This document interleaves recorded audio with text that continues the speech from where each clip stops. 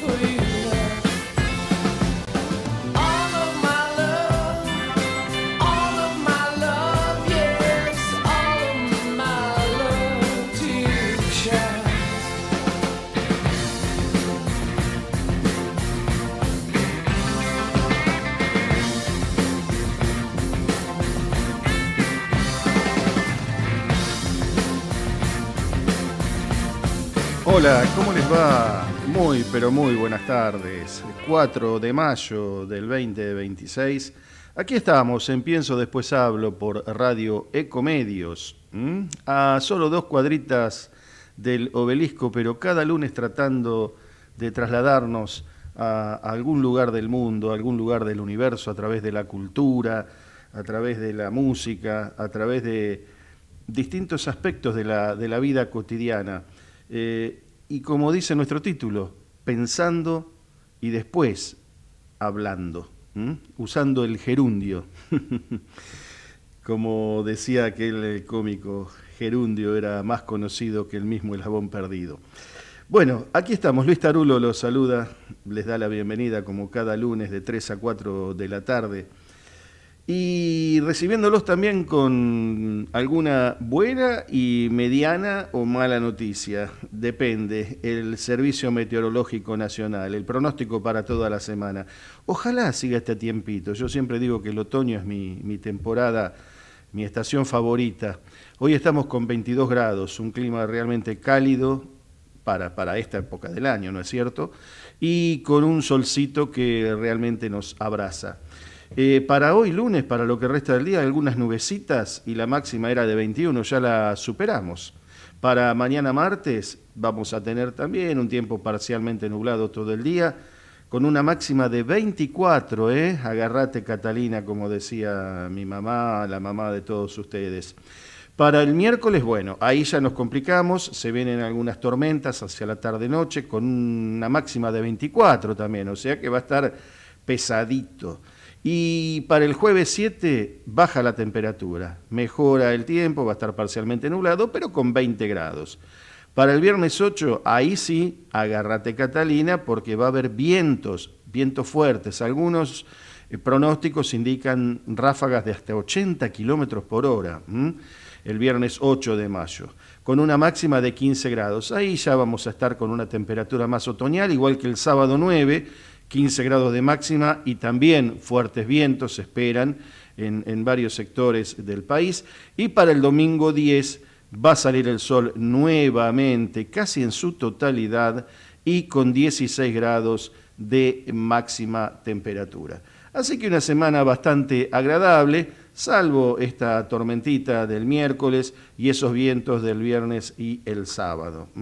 Así que cuiden su integridad física, por supuesto, cuiden sus casas, cuiden a sus niños, cuiden sus vehículos, especialmente el miércoles, porque como siempre se pronostica una probable caída de granizo en algunos sectores. Pero bueno, ¿para qué tirar mala onda? Pensemos en el vaso medio lleno y pensemos que vamos a tener, pese a que estamos a mitad de camino prácticamente entre otoño e invierno, y tenemos todavía unas temperaturas agradables y un solcito que nos calienta el cuerpo y el alma. Bueno, Javier Martínez, hoy vamos a hablar de campo y de cosas relacionadas con el campo, con la economía, con la bioeconomía, ¿no? Esta, podríamos llamarle disciplina o esta nueva forma de ver el campo, la ingeniería agronómica, todo lo que tiene que ver con la biología y con la economía y con la sustentabilidad. Pero esto va a ser dentro de un ratito, porque si hablamos de campo, ¿te parece, Javier? Yo programé un par de temitas ahí como para ponerle un poquito de sal a esta conversación y hacer algo ad hoc, como siempre, ¿no? Le buscamos alguna relación. Hay un viejo tema, muy viejito, pero que nos va a traer hermosos recuerdos, ¿no? De esa época que algunos calificaban como hippie, ¿no? Aquella época de paz y amor, ¿no? Y donde todo era más bonito, si se quiere, o lo queríamos ver más bonito al mundo. Esos días de amaneceres y de mañanas campestres.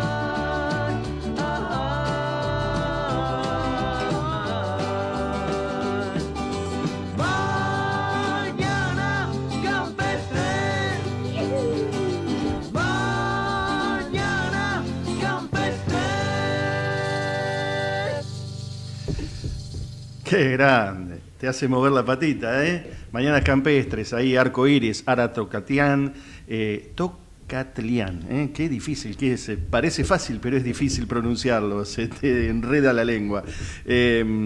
Gustavo Santaolalla, Dana, todo ese mundo que también tenía algo de mística, ¿no? Y sobre todo este grupo, Arco Iris. Pero bueno, seguramente quien movía el piecito también ahí, la piernita, ¿no? Y estaba disfrutando este momento, recordando esos años mozos, uy, qué frase antigua, es Martín Fraguío, ingeniero agrónomo, amigo desde hace muchos años, y uno de los puntales en esto que se denomina la bioeconomía, ¿no? La bioeconomía, una palabra que para algunos es novedosa, pero que él ya viene machacando desde hace mucho tiempo. Martín, ¿cómo estás? Bienvenido, gracias por estar con nosotros Gracias, aquí en Luis. esta tarde. ¿Cómo estás? ¿Cómo andás? Muy bien, muy bien. Qué maravilla verte por la radio, no se puede creer. Esto es espectacular. Bueno, Una calidad, una resolución tremenda. en estos años mozos, ¿no? En nuestros años mozos esto, ¿quién lo iba a imaginar, no es cierto? Encima Imaginar. nacimos y nos criamos con el blanco y negro, ¿no? Hasta el Mundial 78, ¿no? Y 4 canales apenas. Y con la música en un wincofón, no me acuerdo cómo se llamaban esos aparatos. Claro, los tocadiscos y encima Eso. el gran avance, ¿te acordás? El combinado, ¿no? El famoso Claro, combinado. Bueno, pero ahora qué estás, maravilla. mira, estás en radio, estás casi en televisión, Impresionante. streaming y todas estas cosas, y Sí, tremendo. estás con un fondo, que sos un avanzado en tecnología, estás con un fondo de campo allí, con un trigal, diría Sandro, trigal hermoso, ¿Viste qué lindo? en época de cosecha, de una cosa que a veces, pero ya vamos a llegar a eso, ¿no? De este país tan Sí. contradictorio, ¿no? O sea, nos va bárbaro en un mundo tan convulsionado, pero bueno, pensemos en lo nuestro. Este año, la verdad, crucemos Dale. los dedos, nos está yendo por lo menos al campo le está yendo muy bien, pese a, bueno, a los yunques que tiene que soportar sobre la cabeza, como siempre, que son las retenciones, que no es de ahora, es desde siempre, y mirando al cielo, ¿no? Todos los días, a cada hora, que no te venga una sorpresa, un granizo, una lluvia, que no se te inunde el campo, bueno, etcétera. Pero bueno, vamos a hablar de eso ahora, en un rato. Pero antes que nada, contanos qué es esto con lo que vos venís remando desde hace tantos años, que es la bioeconomía, ¿no? Sí, es una buena pregunta. La palabra ya digamos que tiene algunas décadas, pero en realidad se hizo importante por primera vez el término bioeconomía cuando fue la crisis financiera de 2008. Ujú, En el 2008 hubo una crisis que afectó sobre todo a los países desarrollados. Quebró el banco el Lehman Brothers. ujú. Las hipotecas en Estados Unidos se hicieron puré, y ahí el gobierno de Obama tenía miedo que se vuelva a repetir la crisis del 30. Entonces decide armar una iniciativa desde el área científica de la Casa Blanca que se llamó el Libro Blanco de la Bioeconomía de Estados Unidos. Y fue interesante, porque fue la primera vez que la Casa Blanca publicó un informe que se hizo sobre la base de la contribución de miles de científicos de todo el mundo, no solamente de universidades americanas, sino que el grupo de científicos de la Casa Blanca simplemente planteó algunas preguntas y permitía que se sumen cosas. Entonces, cuando el gobierno de Estados Unidos decide hacer un paquete económico para evitar esa crisis enorme que se pensaba que se venía, la crisis del 30 repetida, que hubiera sido una catástrofe, se diseña un paquete de recuperación económica que fueron 800.000 millones de dólares. Mm, Obviamente en ese momento era un montón de plata, hoy sigue siendo un montón de plata, sí. ¿no? Es más que O sea, es nuestro mucho más, PBI, es más que nuestro PBI, 200 mil mucho más, millones claro, más, casi, o 100 mil millones más que claro. nuestro PBI. Mirá vos. Sí, ahora, pero en ese momento era un poco más que el doble que el PBI argentino. Era Exacto. una cifra descomunal, y en Ujú. gran medida esa plata iba al desarrollo de esto que se llamó la bioeconomía. ¿Y cuál era la idea atrás de la bioeconomía? La idea era acelerar el desarrollo científico y como si fuera la integración del desarrollo científico en todas las áreas de lo biológico. Ujú. Entonces se unían las investigaciones en medicina, sobre todo lo que empezaba a ser importante, ya muy importante en ese momento, que era todo el desarrollo de medicamentos y de tratamientos médicos sobre la base de la biotecnología y sobre todo de microorganismos o de organismos grandes adaptados para producir medicamentos.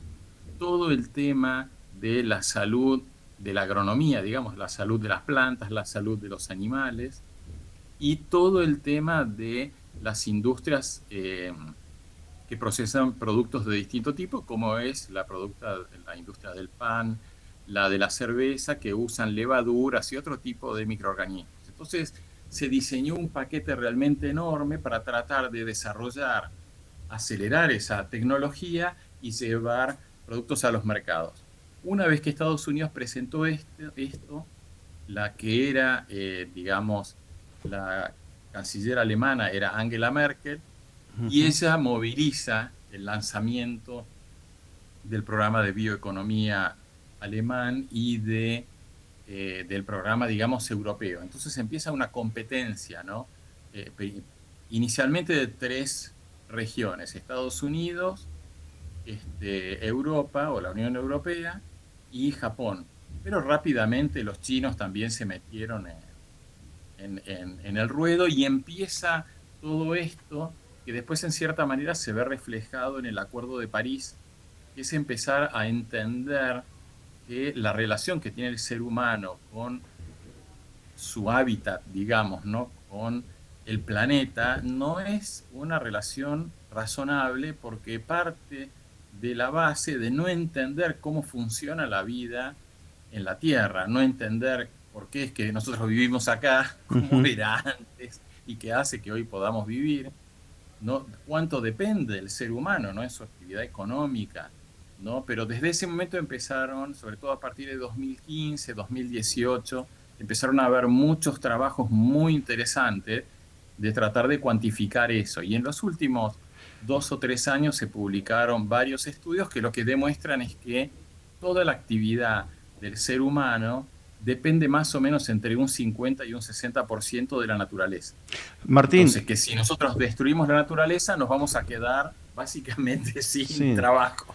¿Sabés por qué? Mirá, te hago un paréntesis acá porque justo te iba a preguntar por dos países que nombraste con culturas, si se quiere, tan disímiles, pero sobre las que uno tiene imágenes ya perimidas, digamos, pero bueno, obviamente no todo el mundo tiene por qué saberlo, y que son esas imágenes, te podría agregar a Vietnam, por ejemplo, esos Ah, sí. inmensos de millones y millones de hectáreas de arrozales, esa gente en China cultivando de manera muy, muy precaria los arrozales con los pies en el agua, y los mismos chacareros, vamos a decirle chacareros porque son los Ujú. equivalentes a nuestros pequeños productores y medianos Sí, productores franceses, no que tantas sí. protestas a diario hacen o periódicamente hacen con sus tractores, así hasta en el Arco del Triunfo, y los farmers norteamericanos, ¿no? Porque uno tiene esa idea de los grandes latifundios, pero uno los ve cuando los observa o se informa con sus tractorcitos John Deere, Ford, ¿viste? Con sus pequeños, igual que acá, igual que acá. Entonces, hay una actualización de todo eso y como decís vos, ¿no? Un observar que no todos son grandes millonarios y grandes productores, sino que hay mucho de eso que se trabaja y que hay que trabajarlo de otra manera, valga la redundancia, ¿no? Preservar, buscar la sustentabilidad de la tierra, ¿no? Ya trabajarla de otra manera. Claro, en eso claramente la Argentina fue un pionero porque se empieza a discutir y a ensayar la siembra directa. En Claro. Argentina, que en la década del 90 llega a más del 90%, y eso fue una de las cosas que hizo el gran cambio. Pero el problema que tiene justamente en Europa y en Estados Unidos es que la agricultura está basada en los subsidios del gobierno, ¿no? En el caso de Europa, en lo que se llama la PAC, que es la Política Agrícola Común, viene intentando el gobierno de la Unión Europea Ursula von der Leyen de bajar un poco ese aporte, pero ahora ya estos días salió una nueva normativa para aumentar los subsidios.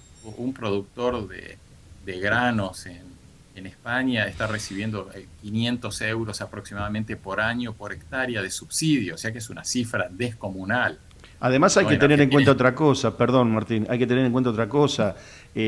Los minifundios, Sí, usando una palabra ya que pocos, quizás muchos ya, sobre todo los jóvenes, no conocen, pero las pequeñas extensiones, porque Europa es sí, mucho más chica que Estados Unidos, ni hablar que América Latina o Argentina, ¿no? Son territorios mucho más pequeños y que se agotan mucho más rápido, ¿no? O se agotarían mucho más sí. rápido. Tienen que cuidar mucho más la tierra, ¿no? Sí, pero en realidad la agricultura europea está en un camino que le es muy difícil. Ya vienen hace varios años teniendo programas y más subsidios para agricultura sustentable, inclusive subsidios enormes para pasar de labranza convencional, que también está subsidiada. O sea, la Ujú. maquinaria agrícola está muy subsidiada en Europa. O sea, comprar un tractor nuevo en Europa, una cosechadora enorme, nueva, teniendo 50, 100 hectáreas, es relativamente fácil, pero no están teniendo éxito porque todo el esquema este de subsidios es tan complicado que el productor, cuando sale de la receta que le plantea la PAC, él toma el riesgo y es difícil salir sin subsidio. Sobre todo, como decís vos, los más chicos quiebran porque hay siempre la acusación. Y también esto inclusive lo planteó Obama en su primer discurso como presidente, ¿no? En Ujú. su primer, digamos, discurso ante el Congreso de Estados Unidos, él planteó que el sistema de los subsidios estaba diseñado para mantener a los productores pobres, pero crear grandes riquezas en otros eslabones de la cadena. Viste que nosotros Claro. trabajamos muchísimo en temas de cadena de valor, ¿no? Desde Maizar yo fui el director ejecutivo, fui uno de los fundadores y director ejecutivo 16 años, y es justamente uno de los problemas, ¿no? Cuando se reparte plata así de manera discrecional, por decirlo de alguna manera, con pocas reglas de juego, es muy difícil que haya estímulos para hacer las cosas bien, ¿no? Entonces hay todo una... Y eso es lo que le está costando hoy al mundo. Le está costando ir a un sistema de un mayor cuidado del ambiente, ¿no? A la Ujú. Argentina, obviamente, nos cuesta un montón porque tenemos una carga impositiva fenomenal.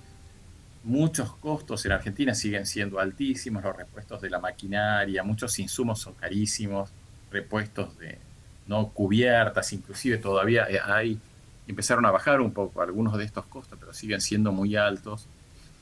Y ni hablar el costo del transporte, ¿no? El valor que tiene el transporte o el kilowatt hora en el campo es incomparable con lo que paga un productor en cualquier otra parte del mundo, ¿no? Entonces ahí, pero creo que vamos por buen camino. Inclusive yo creo que la aparición de la inteligencia artificial nos va a ayudar, ¿no? En muchas de estos sectores y en el resto de la sociedad también, a entender un poco mejor cómo funciona la naturaleza y a cuidarla, ¿no? No solamente para beneficio del dueño del campo, pero sobre todo para beneficio del resto de la sociedad, ¿no? O sea, para ir diseñando, ¿no? Todas las actividades económicas, incluyendo las urbanas, que es donde Ujú. se consumen, ¿no? Los alimentos y muchos de los beneficios, digamos, que proveen los ecosistemas agrícolas, ¿no? Porque todo el oxígeno que respiramos en nuestras ciudades no viene del asfalto y del cemento, lo tuvo que producir una planta, y la mayor parte de las plantas que tenemos alrededor nuestro son las plantas que se están sembrando para nuestros cultivos, para cosecharlos o para que sean pastoreados, ¿no? Y dependemos de eso. Lo mismo con el agua potable, ¿no? Si nosotros podemos tomar agua de los ríos y tomar agua de las napas y consumirla, es porque hay todo un sistema un ciclo, digamos, del agua que permite que esa agua sea usable por el ser humano, ¿no? Entonces, es necesario que el ser humano vaya entendiendo eso, ¿no? Lo malo es que estos últimos años empezó toda una discusión como de negacionismo, ¿no? En temas como los del cambio climático y todo eso, y que la sustentabilidad no importa y que hacer cualquier cosa con el ambiente Claro. da igual, pero da la impresión que hay una conciencia de base que se va construyendo, ¿no? Empezando por los chicos más chicos, pero vemos muchísimas empresas que hoy obviamente si llegan a hacer declamaciones o declaraciones que están luchando por el cambio climático, hay gobiernos en el mundo, ¿no?, que los sancionan, ¿no? El gobierno de Estados Unidos estableció un par de normas para sancionar a las empresas que hagan públicas sus contribuciones, ¿no?, a los temas ambientales, pero lo mismo vemos que esas empresas se callan la boca, dicen que lo están haciendo por la eficiencia productiva, por la mayor eficiencia del uso de recursos, que en el fondo es algo positivo también, ¿no? Y evitar el derroche y digamos, el mal uso de los recursos para generar daños ambientales que después son muy difíciles de recuperar, ¿no? Claro, vos nombraste el agua, ¿no? Y hay países, como el propio Estados Unidos, que tiene, por ejemplo, para determinadas cosas, tiene agua potable, agua no potable. Nosotros tenemos una de las aguas más ricas del mundo y la usamos para lavar el auto y para beberla, ¿no? Entonces vos decís, ¿por qué no tenemos una política de Estado? Pero realmente yo creo que no más de 10 puntos básicos, ¿no? Yo no soy un estadista ni mucho menos, pero se me ocurren 10 puntos básicos, 10 ideas fuerza, en las que los partidos políticos pueden ponerse de acuerdo para establecer justamente políticas de Estado. El agua es una de ellas, ¿no? Después están las consignas y qué pasa, qué no pasa, los glaciares. Bueno, esa es una discusión, pero bueno, es más complicado el tema, como lo hemos visto en este último tiempo. Pero hablar en ese sentido, en las cosas diarias, es decir, es una demencia, perdóname la expresión, perdónenme todos, pero no se me ocurre otra palabra, usar el agua que tomamos, de la que vivimos, para bañarnos y para lavar el auto, o lavar el motor del auto, o regar, ¿no? Es un verdadero delirio. Entonces digo, ese es un ejemplo. Ahora, así como te digo esto, te digo lo otro. ¿Por qué también esperar a los que se llaman los gendarmes del mundo? Dijiste, por ejemplo, que Estados Unidos establece sanciones, maneja los subsidios, amenaza con subsidios a un país, al otro, incluso a grandes potencias en esta nueva Guerra Fría. Entonces decís, ¿por qué esperar que ellos actúen? ¿Por qué no actuamos por nosotros mismos? No solo de Argentina, Colombia, no sé, Guyana, te nombro cualquier país de América y de otro continente. Entonces digo, ¿por qué esperar siempre que ellos, y que no resuelven bien? No siempre resuelven bien, ¿no? Esa es la consigna, ¿no?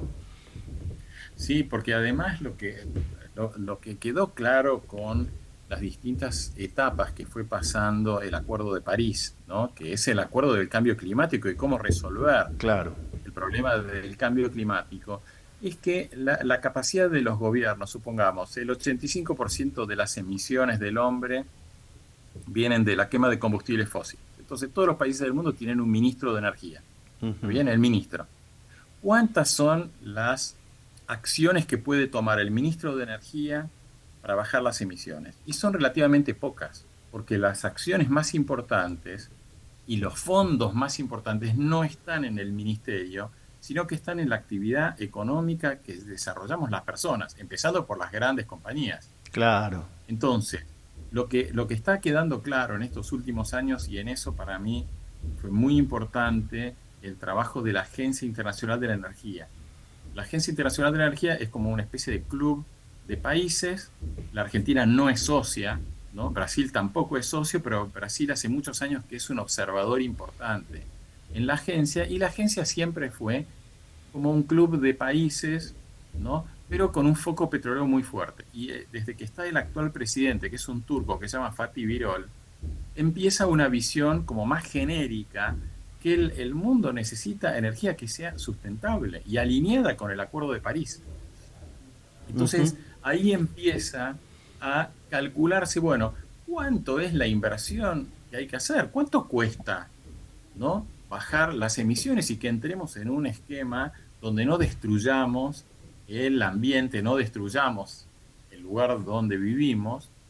Y empieza una cuantificación, y eso es lo que hoy empieza a ayudar a que las empresas puedan tomar decisiones. Y es interesante cómo en muchas empresas grandes. Obviamente las petroleras les está costando mucho más y los países petroleros muchísimo más, pero cuando uno empieza a ver las demás empresas, ¿no? Sobre todo hoy las empresas más grandes del mundo, las tecnológicas u otras empresas, empiezan a pensar, a ver, a mí me conviene seguir dependiendo de un tipo de energía que finalmente hay un lío en un lugar que se llama Hormuz, que yo creo que el 99% de la población mundial jamás había escuchado Sí, ese nombre exacto. antes, ¿no? Y quizás el 99,9% de la población mundial nunca estuvo ni cerca de ahí, ni cruzó por ese lugar, ¿no? Ujú. Y de golpe, che, y ahora tenemos un lío ahí y con ese lío nos quedamos sin, ¿no? O empezamos a pagar la nafta 4 veces más o casi el triple como en Estados Unidos o precios que nunca existieron en la historia. Dentro de todo en Argentina, más o menos por ahora subió mucho, ¿no? El combustible líquido, pero dicen que si se vence el plazo y el petróleo a nivel mundial no baja, y es posible que vayamos a tener otro Tarifazo. golpe en el surtidor, ¿no? No, y Hay como además un otra acuerdo, me cosa, el parece. corte, el Sí, corte con el etanol y de la claro, nafta, ¿viste? ¿por qué se da? No se da por una cuestión de que sería lo lindo de esta historia, por calificarlo de alguna manera, por una cuestión de ecológica, de sustentabilidad. Se da por una cuestión de precio, en definitiva, por una Y bueno, cuestión pero eso es lo económica. ideal. Ahí está el punto. Pero creo que eso es lo ideal, o sea, el mundo va saliendo de una visión que lo ecológico es algo, digamos, altruista o de los benefactores o del subsidio, a lo bueno es que sea mejor negocio. Lo ideal es que, che, esa cosa que hacíamos en el pasado, que era re ineficiente, que las ciudades estaban llenas de humo, que, bueno, ahora encima es más caro. Tenemos otras alternativas, como es el caso del etanol. Hay de vuelta un boom de etanol en Estados Unidos y en Brasil, justamente porque es más barato un litro de etanol que un litro de nafta o gasolina. Bueno, entonces, si es más barato, ¿cuál es la onda? Bueno, Es preferible usarlo. pero ese es el punto, Martín. A eso, digamos, tiene como dos miradas, ¿no? Dos caras, como Sí, la luna. Decir, bueno, pero que se mantenga porque el etanol proviene del cereal y entonces se arma un círculo sí, virtuoso. Esa es la idea, no que sea una cosa exactamente. transitoria, que el corte se produzca por Claro, este conflicto y porque hay que cortar la nafta exactamente. porque hay que abaratarla, entonces, y después mañana terminó todo, bueno, y volvemos al Sí, círculo vicioso. No, que se mantenga este sí, círculo virtuoso, esa es la idea.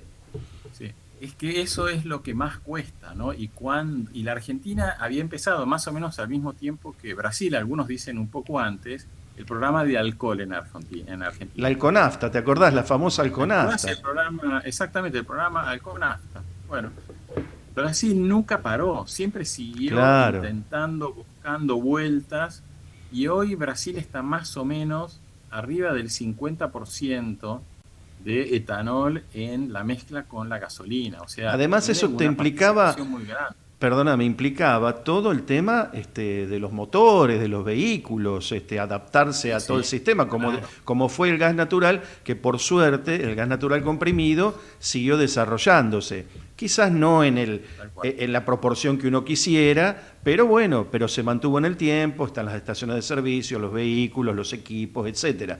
Pero más o menos hubo una política coherente en ese sentido. Pero la Alconafta fue Y un amor de verano, digamos, de la playa y se terminó exactamente. acá, digamos, no en Argentina. Sí, sí, exacto. Y vos fíjate que Brasil, ¿no? En estos últimos 20 años se transformó de un gran importador de maíz Sí, en el primer exportador mundial de maíz junto con Estados Unidos. Más o menos pelean ahí cabeza a cabeza como exportador de maíz. claro, Pero Brasil produce mucho maíz lejos de los puertos.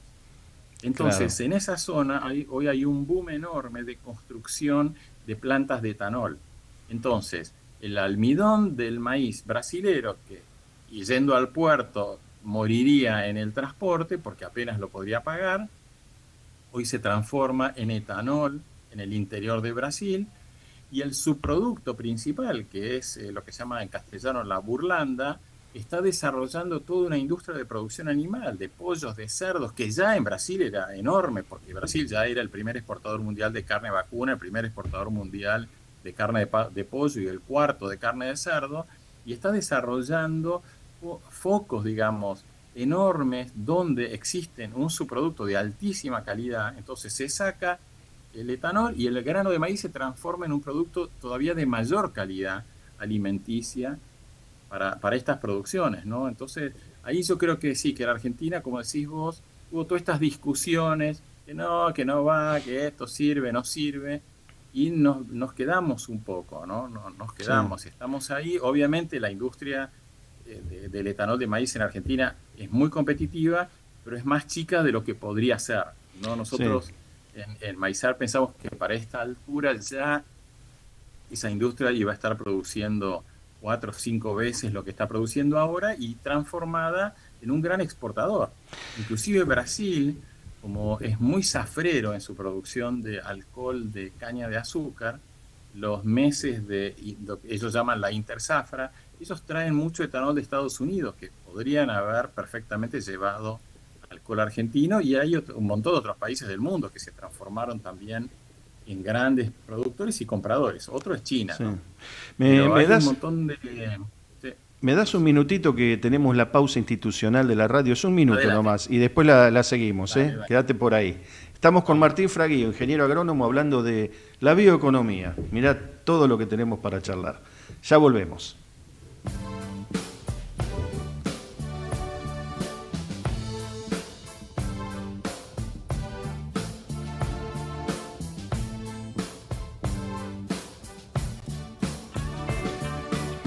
Should I fall out of love more far in the night to chase a feather in the wind? Within the glow that weaves a cloak of delight, that moves a thread that has no end. For many hours and days that pass ever soon, the tides of course the flame to dim. At last the arm is straight, the hand to the loom. Is this the end or just begin? All of my love, all of my love, oh, all of my love to you. All of my love, all of my love, oh, all of my love to you. The cup is raised, the toast is made yet again. One voice is clear above the din. Proud Ariane, one word, my will to sustain. For me the claws once more to spin. Oh, all of my love, all of my love, oh, all of my love for you. All of my love, yes, all of my love to you, child.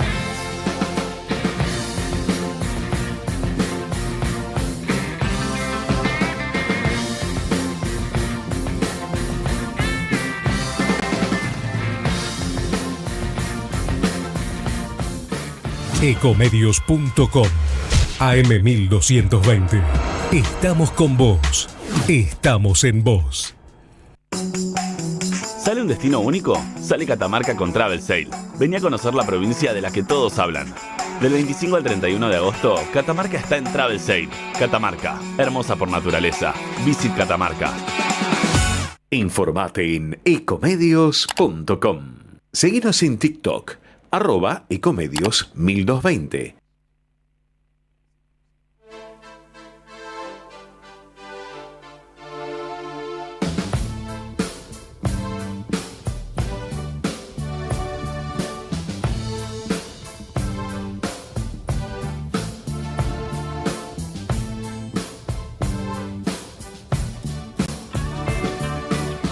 Should I fall out of love more far in the night to chase a feather in the wind?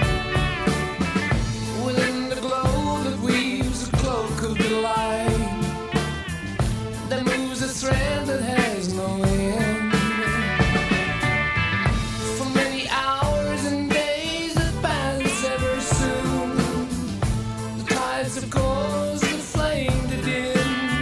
Bueno, y seguimos charlando con Martín Fraguío, ingeniero agrónomo, especialista en bioeconomía, y estamos charlando de todo esto que tiene que ver con la economía sustentable, desde el lado de la biología, de la ingeniería agronómica, de los cultivos. Habíamos abordado recién con Martín, nombraba el tema del etanol, de los combustibles, de la realidad que estamos atravesando, del desarrollo de los diversos países en esa materia. Bueno, y no es casualidad que una de las páginas, uno de los sitios que habla de bioeconomía, que uno suele leer habitualmente, esté radicado en Junín, ¿no? La zona núcleo, toda esa zona tan próspera, tan que uno, no sé, tira una semilla y a los 2 minutos crece una planta de lo que sea, ¿no? Pero cómo, siendo tan próspera en el tema maíz y algo que ama tanto Martín, ¿no? Que era fue cofundador de esta entidad Maizar, que se dedica permanentemente a estos temas, haya perdido terreno, aunque últimamente se está recuperando el maíz, ¿no? Vos me describirás toda esta situación de los granos, las oleaginosas, después del boom de la soja, ¿no? Pero bueno, el maíz parece que quiere ahí empujar nuevamente.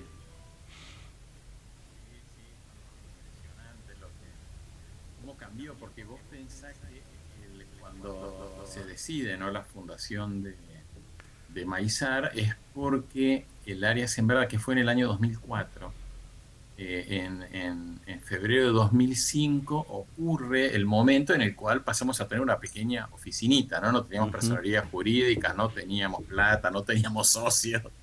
Éramos 4 ahí tratando de empujar la asociación, digamos, tratando de crear un concepto. ¿Por qué se crea? Porque el área sembrada de maíz, desde más o menos la década del 40, venía bajando. Había habido aumentos de rendimiento, con lo cual no se notaba tanto, pero en la década del 40, más o menos para el año 45, 46, el área sembrada llegó a 7 millones y pico de hectáreas. Y en 2005 el área sembrada fue 2 millones y pico de hectáreas. O sea que la caída había sido realmente fenomenal. Había habido en los 70, 74, 73, 76, por ahí, se había llegado a las 4 millones y medio de hectáreas, pero de ahí no paró de bajar, ¿no? Entonces la idea era, acá hay algo que no está funcionando. Entonces nosotros lo que empezamos a hacer, dijimos, bueno, hay que cambiar esta idea que el maíz no va más, ¿viste? Que no, algunos nos decían, mirá, lo que pasa con el maíz es que va a ir a parar al botánico. Los que quieran ver una planta de maíz no van a ir al campo. En el campo va a haber soja, otra cosa, soja, trigo, soja. Qué sé yo qué, los que quieran ver maíz que vayan al jardín botánico. Yo te cuento, mi papá tenía una cosechadora y tuvo desde Cenor hasta Rotaña, o sea, fue evolucionando, ¿no? Cenor, Gema, Basali y Rotaña. Entonces, yo me acuerdo cuando reparaban la máquina, que en definitiva era engrasarla, limpiarla, todo eso, que la llevaba al pueblo, y tenía, el principal era la plataforma de maíz. Después estaba la de trigo, y lo que hacían a veces, y los otros cereales o granos alternativos eran sorgo y lino. El lino prácticamente ya está fuera de juego, o hay muy poco por allí. Y girasol, pero maíz era la estrella.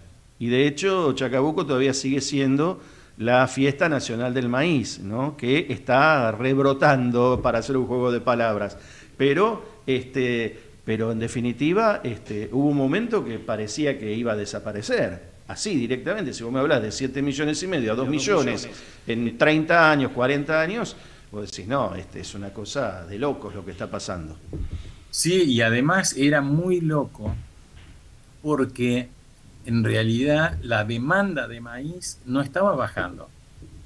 Como había un aumento de producción, lo que se estaba sacrificando era la parte de comercio exterior, la parte de las exportaciones. Claro. Pero en realidad el consumo interno, entonces, el objetivo prioritario de Maizar era tratar de generar conciencia en la parte, digamos, del inicio de la cadena de valor, las empresas de semilla, las empresas de maquinaria agrícola, de que había una demanda de grano de maíz en Argentina y en el mundo y que la Argentina tenía que estar preparada. Ujú. Porque lo que pasa es que cada año que el área cae, las empresas cuyo negocio depende del área, por ejemplo, los que venden semillas, los que venden sembradoras, todo eso cada vez venden menos. Porque si un año sembrás 100, el año siguiente sembrás 99 y al otro 98, bueno, cada año vos en lugar de producir más tenés que producir menos y encima hay otros que compiten.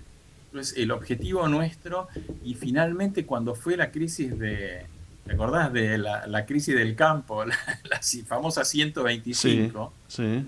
Nosotros ahí hicimos un congreso de Maizar y presentamos unos números y lo que dijimos es que la Argentina se tenía que poner como meta. Todo ese lío fue en el año 2008.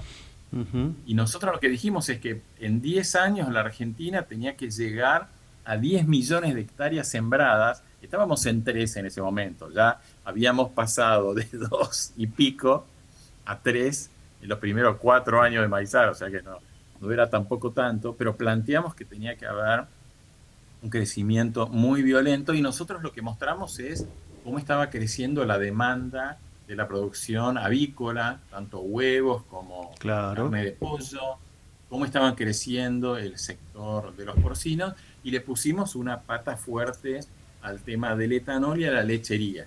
El tema del etanol creció bastante, pues en ese momento era cero, y hoy está consumiendo más o menos 1,5 millones, 2 millones de toneladas, que no es lo que pensábamos, pero igual es pasar de cero a algo tan grande, es un montón.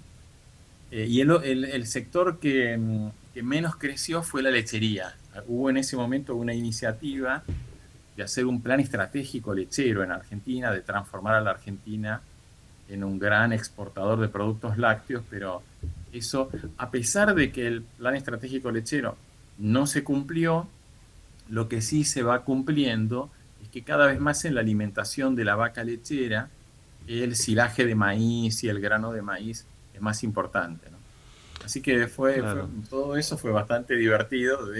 Y sí, te puedo garantizar que hoy el maíz ocupa otra posición, digamos, ¿no? Hoy, Además los jugadores, sí, también los otros jugadores, porque en un momento también nosotros tenemos, esto es muy latino también, no solo argentino, bueno, nuestro origen latino también lo, lo obliga así, digamos, para decir una palabra, nos miramos mucho el ombligo, entonces decimos, somos los número uno, a veces creemos que ser campeones del mundo en el fútbol también somos campeones del mundo en muchas otras cosas, entonces los otros también crecen, ¿viste? Entonces dicen, bueno, nosotros somos líderes en soja, bueno, está bien, pero los otros también crecen, los otros también se autoabastecen. Y bueno, en un momento nosotros estábamos arriba de Brasil en muchas cosas, pero los brasileños también. Y encima, con ese número infernal de habitantes que tienen, con ese mercado interno que tienen que $1 por cabeza por día, bueno, te pasan por arriba, ¿viste?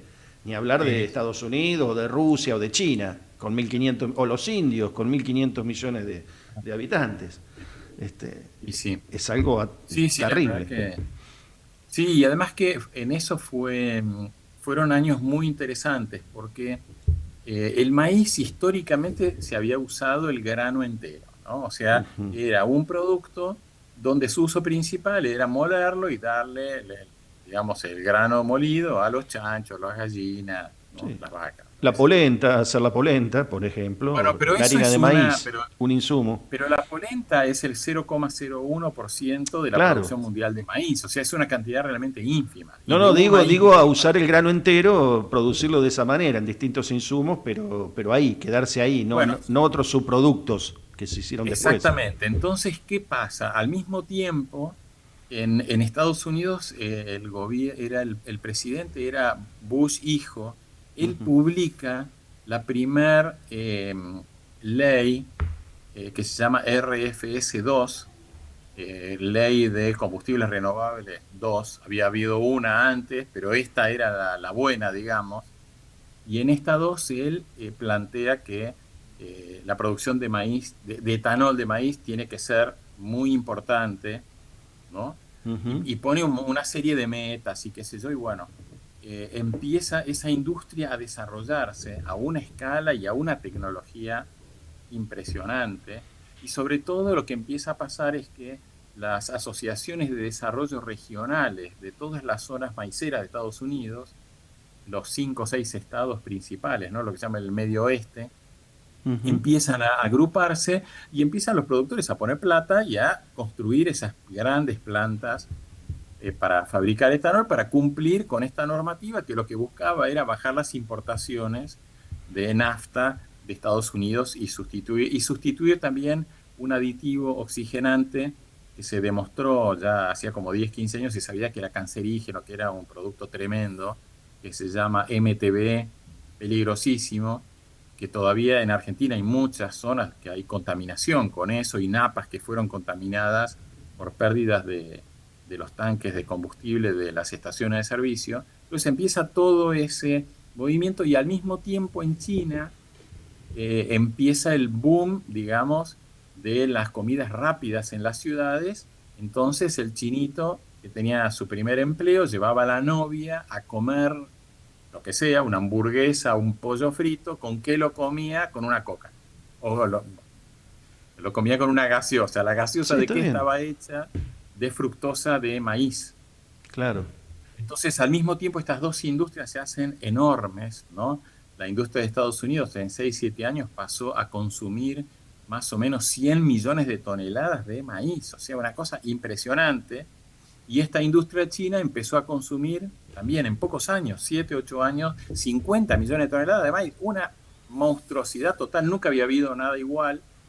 Y eso genera en todo el mundo el concepto que el grano de maíz, si se separa en sus componentes, separar el almidón por un lado, la proteína por otro lado, el aceite por otro lado, genera mucho más valor y mucho más capacidad de transformarse en otros productos que simplemente moler el grano y dárselo a los pollos o todo eso. Entonces, eso generó un boom a nivel mundial, ¿no? El maíz es el grano que se produce en más países del mundo y además de ser el grano que se produce en mayor volumen en el mundo. No es el que más se siembra, el trigo se siembra como superficie un poquito más, pero el volumen de maíz, y entonces eso fue movilizando un montón de otros países que se dieron cuenta que podían empezar a producir un poco de maíz, y ese maíz, una parte, usarlo para alguna transformación industrial, y la parte alimenticia de ese grano, que es la mitad más o menos, ¿no? Aproximadamente la mitad, toda esa parte proteica, aceite, fibra, etcétera, que es de muy alta calidad, usarlo para todas esas nuevas industrias que no existían. Y eso le dio a nivel mundial un boom realmente enorme. Pero yo creo que si no hubiera habido esos dos desarrollos industriales de gran escala, ¿no? La industria de etanol de Estados Unidos y la industria de la fructosa o de la molienda húmeda, porque los chinos también aprovecharon con esa industria para desarrollar toda una industria de almidones modificados, que es algo, ¿no? de productos de muy alto valor que no existían o que antes ellos dependían de otras fuentes, ¿no? Para hacer biomateriales y cosas ¿no? muy, muy sofisticadas, que por eso yo creo que hoy con el tema de la inteligencia artificial empezamos a ver indicios que va a haber como un nuevo boom en todo este entendimiento de para qué sirven todos estos productos de la naturaleza, digamos, ¿no? Que siempre se los vio como productos básicos, ¿no? O sea, lo sofisticado era la energía nuclear o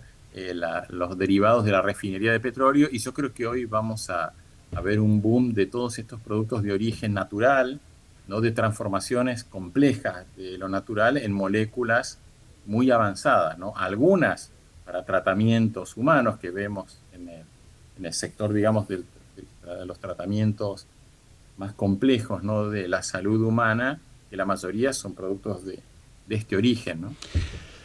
Me dejaste 8.000 títulos, así que en algunos lunes prontamente te voy a llamar nuevamente y vamos a seguir charlando. Vamos a elegir un par de estos títulos para desarrollarlos. Escúchame, Viva el Maíz, de Parabienes, mi pueblo que va a seguir teniendo su fiesta, de Parabienes, ¿viste estas plagas? Las liebres, las cotorras, que le encantan los choclos también, aunque son una plaga, pero bueno, también forman parte de la naturaleza y les gusta picotear las puntas de los choclos. Y nos encontramos un día de estos y también para fomentar el maíz nos comemos un buen platito de polenta y una rica gaseosa con la fructosa, ¿no?, de maíz. Así que cuando gustes. Martín, te mando un abrazo enorme, gracias por este tiempo que me regalaste y nos regalaste, muy, muy hermosa la charla. Y bueno, en serio, lo prometido es deuda y vamos a juntarnos otra vez a través de la radio y para que nos sigas ilustrando, enseñando y contando todo esto que es tan riquísimo, que tiene que ver con la bioeconomía, pero también con los seres humanos y con salvar al mundo en definitiva y alimentarlo sobre todo. Totalmente. Bueno. Gracias, Luis, un gran abrazo, un placer. Gracias, nos vemos, Martín, gracias, un abrazo enorme. Ha sido Martín Fraguío, ingeniero agrónomo, que nos honró aquí con su presencia en Pienso, Después Hablo. No sé si tenemos un minutito para poner el otro tema musical que tiene que ver con el campo y nos vamos con ese tema. Yo los espero el próximo lunes acá en Pienso, Después Hablo. Luis Tarulo los saluda, que sean muy felices. Nos escuchamos, nos vemos en Ecomedios dentro de 7 días, o sea, el 11 de mayo, Dios mediante. Chau, sean felices que seguro lo van a hacer. Chau, chau.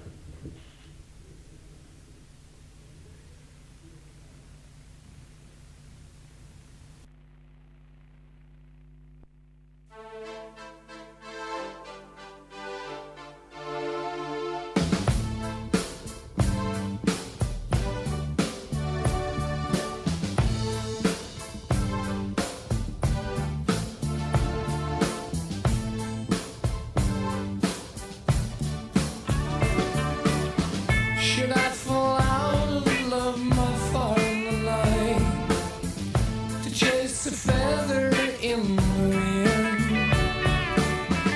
within the glow that weaves a cloak of delight, that moves a thread that has no end, for many hours and days that pass ever soon, the tides of course the flame to dim. At last the arm is straight, the hand to the loom. Is this to end or just begin? All of my love, all of my love, oh, all of my love to you. All of my love, all of my love, oh, all of my love to you. The cup is raised, the toast is made yet again. One voice is clear above the din. Proud Ariane, one word my will to sustain. For me the claws once more to spin. Oh, all of my love, all of my love, oh, all of my love for you. All of my love, yes, all of my love to you, child.